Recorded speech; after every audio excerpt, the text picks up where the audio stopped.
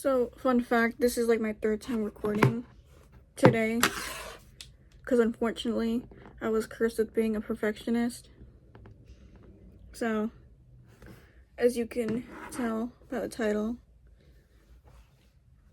road rage. It's a pretty common appearance, especially in America. So, like, what is road rage? I have a very awful script here that I'm gonna read because I just pulled it out my ass, but here it is. Road rage: violent anger caused by the stress and frustration involved in driving a motor vehicle in difficult conditions. I feel like that's self-explanatory, but anyway, I'm pretty sure the vast majority of people have seen body cam footage of officers or have even seen things like this out and about. It's there on the road, maybe in the highway. It happens. But I take everything I say with a little grain of salt, because I don't even know if my amazing research skills are doing its thing or as amazing as I think they are. But I did find some cool sites about road rage. So let's read them. So what it says here, according to the www.apa.org, studies find that it is mostly young males or males in general that react aggressively on the road. Oops. The AAA Foundation for Traffic also says that road rage has led to over 200 deaths and 2,000 injuries between 1990 to 1996, to where it increased by 7% each year. But this article that I grabbed and extracted this information from was from 2014, and this is the info from like 30 years ago. So I found another article that was a little bit more recent. It's the Zebra, and it says here 96% of people have witnessed acts of road rage in 2024. In October of the same year, 116 people were killed by road violence. That says a lot. And there is a 66% chance that the person who is causing traffic is probably having a bad day. But what are causes of road rage other than frustration and stuff? Or other than frustration? To me, in my personal opinion, I think it's literally just stress. Stressing about, am I gonna be late? I need to go back home from work. Feeling like really emotional. I know that can happen. And also being intoxicated is another factor of road rage, if you guys didn't know. It kind of sounds a little self-explanatory though. So there it is. So please drive safely. So I want to get into a little story time, if you will. Like these are all shower thoughts, okay? I just made them up like last night. I told myself, okay, I'm gonna make a video about this. And so I'm doing it right now. I'm probably gonna regret this later, but whatever. Better now than never, right? Anyway, so this story takes place not too long ago, actually. I was going with my family to the mall, and there were 5 people in the car, including me. 2 adults, 3 kids, including me. Yes, I'm a minor. I'm 14. And we're trying to go to the mall. And I thought we were gonna have a good day. So I live in a city where it's mostly populated by Asians. And you know the saying, Asians can't drive? It's kind of true. And I can say that because I'm an Asian too. So there you go. Fun fact about me. Anyway. So 2 adults, 3 kids in like a little car. And we were going down the road. There was a car that cut us off, and my uncle was the one that was driving. I'm not going to name anyone, and if they see this, I'm gonna get in a lot of trouble, but I don't really care, because this has been on my mind since like forever. So there's that. So my uncle, he gets really mad about this car inevitably cutting him off. And you know what, I get it. It's kind of annoying. Even as someone who doesn't drive yet, I can understand how that is annoying, because I pay attention to the road. Even if I'm not in the passenger seat or whatever, I still pay attention, because, you know, why not? And I was like, hey, this should not be such a big deal. But I never said anything, because my uncle seemed really mad. I was like, I'm not gonna get kicked out of this car. And we're at a stop where we were supposed to turn. We were at a stop, and the light was red, so we were just standing there, sitting there waiting for this light to go green, because we're supposed to turn, right? That white car, the one that cut us off, was still there. I think we were right next to it.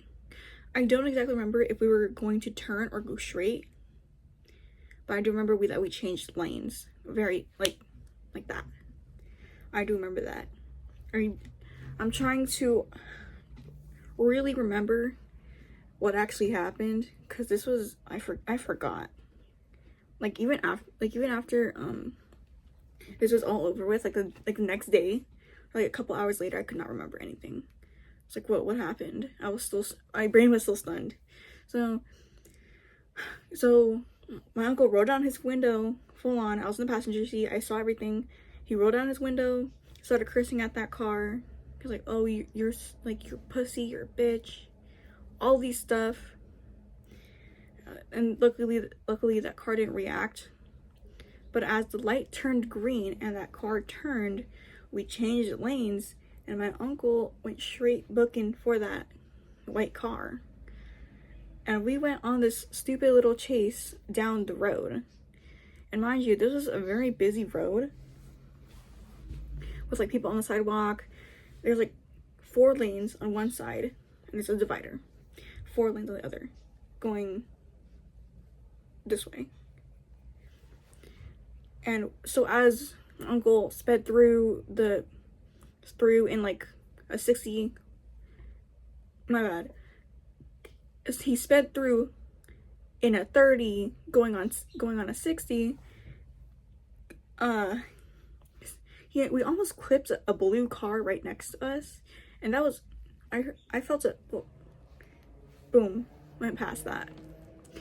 And the entire time I was silent, because I was so shocked by the fact that we were actually doing this. I was like, we're not gonna do this. This is stupid. Like, he's gonna leave him alone. We're gonna go back on our day, whatever. That did not happen. So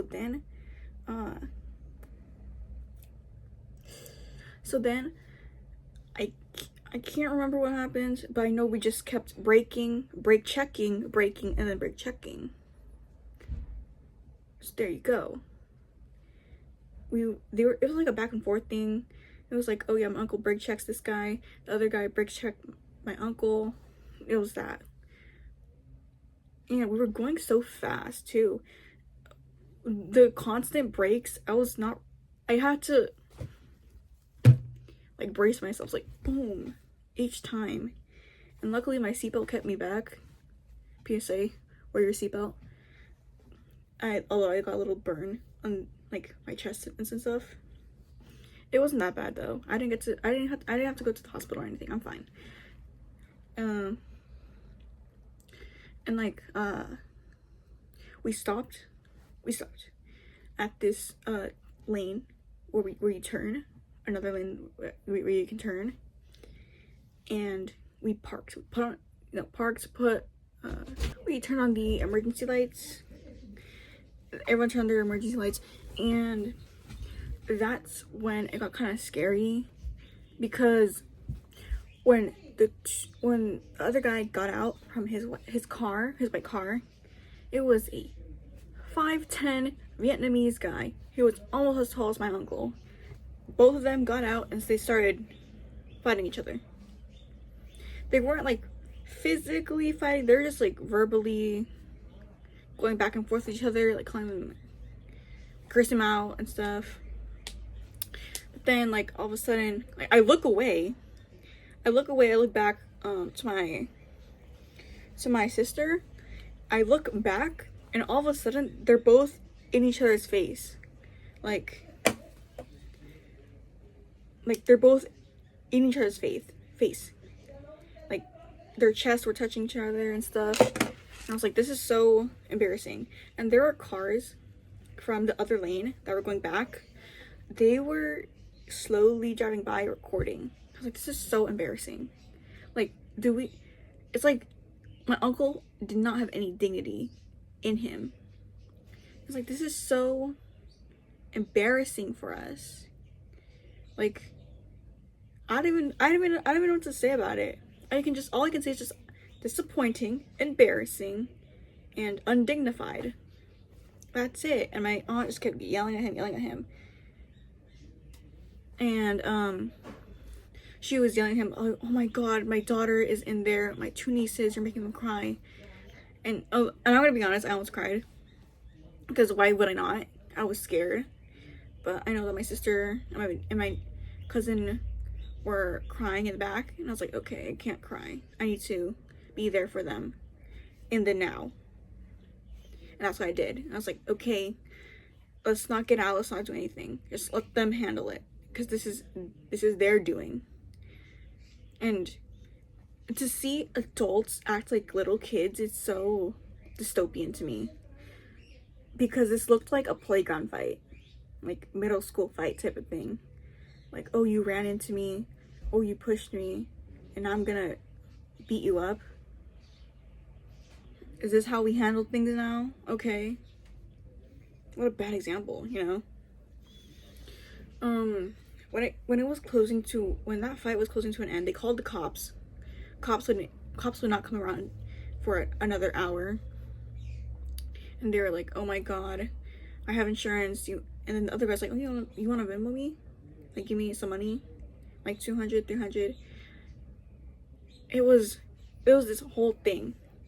But once we were nearing the end, my uncle came into the car. He's like, oh my god, haha, sorry guys. This is so embarrassing. Laughing and shit. I was like, you're laughing, but you got us into the situation. I understand that people laugh when they're uncomfortable or like nervous or something, but he's the one that got us into this weird predicament. It should not be.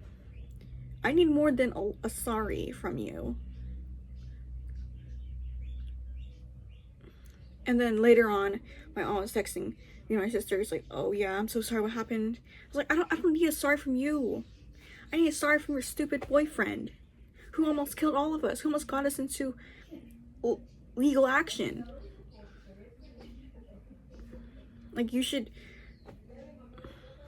your boyfriend should be taking accountability for what he did to us. We could have taken him to court if we wanted to, but look at that. We're nice. We're nice people. I'm a nice person. I didn't want to do anything else further than that. It's like, okay, fine. Months later, I went to his birthday party for the same people, and like I saw my uncle there. I was like, I'm not gonna talk to that hoe. You think I'm gonna talk to that hoe? No. After all that, no. Like, I just walked by him, straight past. I know holding a grudge isn't the best thing to do, but I had a near-death experience. I think I'm kind of obligated to that. I'm sure in the future, like, I'm positive in the future that things will get better. That things will get better between us, I guess. But for now, I don't think it's happening. Not at all. So, just a little advice: don't act out on the road just because you're impatient or just because you want to look cool, because I know that happens. Don't drive when you're intoxicated, and don't drive when you are feeling too emotional. I know that sounds kind of weird, but you know, you never know. You can always find someone that's crazier than you. That's fact. Trust me, it happens. But that's actually no. Whoever's out there that has a mindset of, oh my god, you got into like insert danger situation, that's so cool. It's not cool. Obviously it's bad. Actually, it's bad. Don't ever say that. At least show some type of empathy, like, oh, I'm sorry you went through that. And that's it. That's all you really need. I would never wish this on anybody, and I don't wish any ill intent on anybody. I really hope no one finds this and sees this, because I just wanted to record. Alright, bye bye.